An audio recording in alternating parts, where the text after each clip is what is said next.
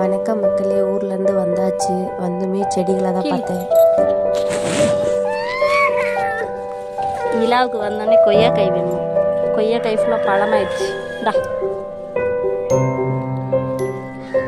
இங்கே பாருங்க, நான் ஊருக்கு போயிட்டு வரமே பூரா பறிக்கலக்கா. வந்தோடனே தம்பிக்கு ஒரு பழம் பறிச்சு கொடுத்தேன்.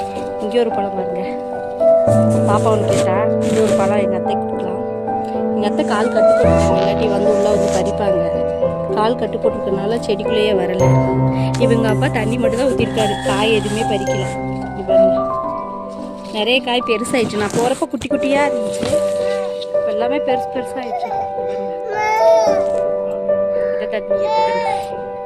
பெருசாயிடுச்சு. பப்பாளி இலை பழுத்துருச்சு, உடச்சி விட்டுலாம்.